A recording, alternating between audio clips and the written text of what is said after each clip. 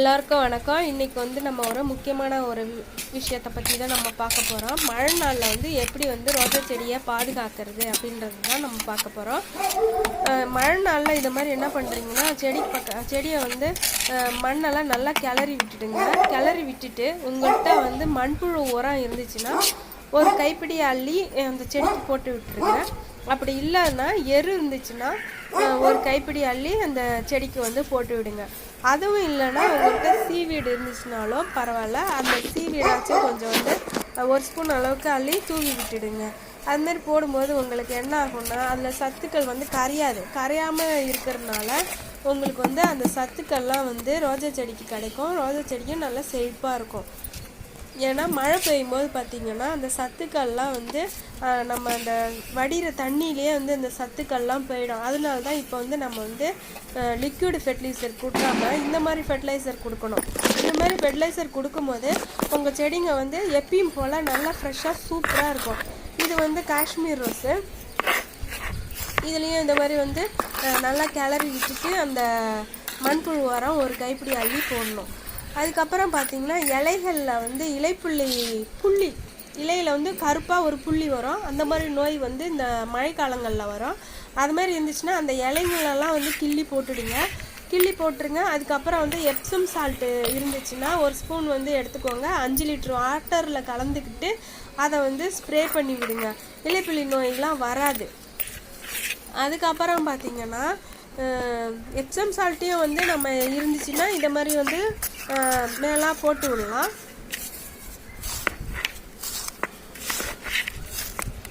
அப்புறம் வந்து மழை பொழிஞ்சிச்சுன்னா அதில் வந்து பார்த்திங்கன்னா இந்த பூக்கள்லாம் வந்து அழுகி போயிடும்.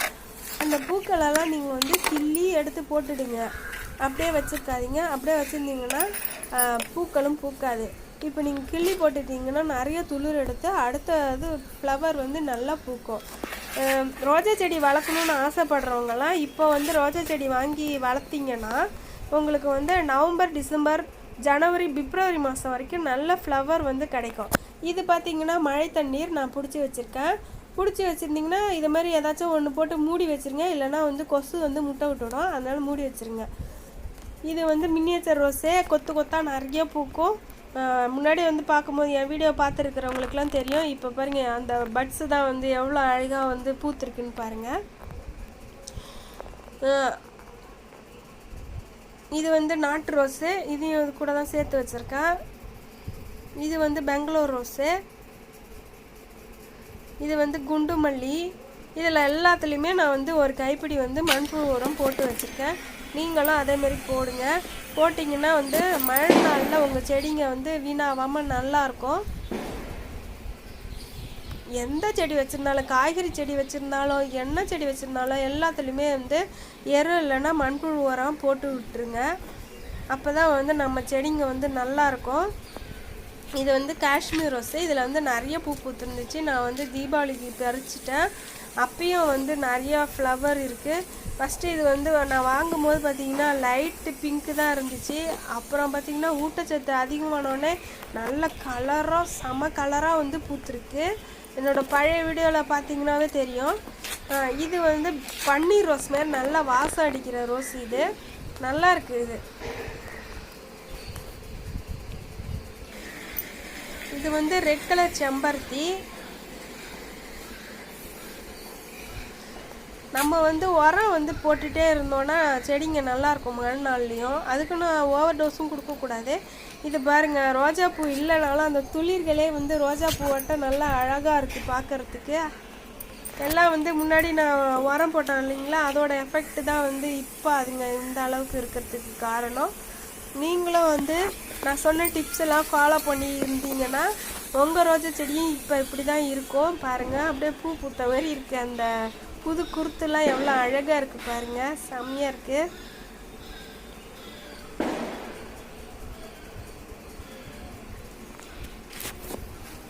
கண்டிப்பாக நான் சொன்ன டிப்ஸை வந்து ஃபாலோ பண்ணுங்கள். எரு அல்லது வந்து மண்புழு உரம் அல்லது சீவீடு, இது ஏதாச்சும் உங்களுக்கு கிடச்சிச்சின்னா அதை வந்து நீங்கள் போட்டு விட்டுருங்க. எல்லா செடியுமே, என்னோடய செடிங்க எல்லாமே வந்து நல்லா துளிர் எடுத்திருக்கு. நிறைய பட்ஸ் வச்சுருக்கு. எனக்கே பார்க்கறதுக்கு வந்து ஆசையாக இருக்குது. இது வந்து பார்த்திங்கன்னா கொடி ரோஸு, எவ்வளோ பூ பூத்துருக்கு பாருங்கள். அது கூட வந்து சம்மர் ஸ்னோ ரோஸ் தான் வச்சுருக்கேன். அது பாருங்கள் எவ்வளோ துளிர் எடுத்துருக்குன்னுட்டு. அடுத்த வீடியோலாம் போடும்போது பார்த்திங்கன்னா நிறைய பூ இருக்கும். இது வந்து சாதா ரோஸ் தான், இந்த நிறைய பூக்கிறதுன்னு காமிச்சிருப்போம் உங்கள்கிட்ட. சந்தன கலர் ரோஸு. இதோட இதெல்லாம் வந்து அழுகி போயிடுச்சு மழையில். நான் வந்து இது எல்லாத்தையும் வந்து கட் பண்ணிவிடுவேன். கட் பண்ணோடனே நிறைய துளிர் எடுத்து இது வந்து நிறைய மொட்டு வைக்கும். இது நீங்களும் உங்கள் வீட்டில் இருக்கிற ரோஸ்லாம் இந்த மாதிரி வந்து கட் பண்ணிவிடுங்க. அப்போ தான் வந்து உங்களுக்கு நிறைய ஃப்ளவர் பூக்கும்.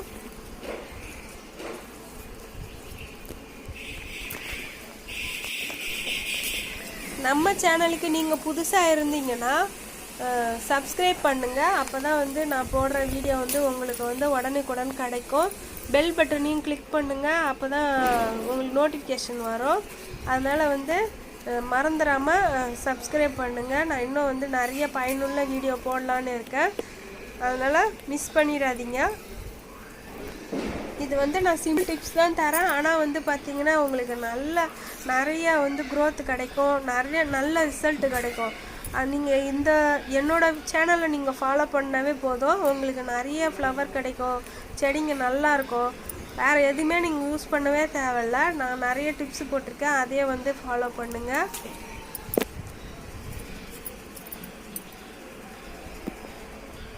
இந்த வீடியோ உங்களுக்கு பிடிச்சிருந்ததுன்னா லைக் பண்ணுங்கள், கமெண்ட் பண்ணுங்கள், ஷேர் பண்ணுங்கள். சப்ஸ்கிரைப் பண்ணாதவங்க சப்ஸ்கிரைப் பண்ணுங்கள். பாருங்கள் இந்த ரோஸில் எவ்வளோ ரோஸ் வச்சுருக்கு பாருங்கள் இந்த செடியில். இது வந்து போர்ச்சுகலக்கா 9 o'clock பூக்கிற செடி இது.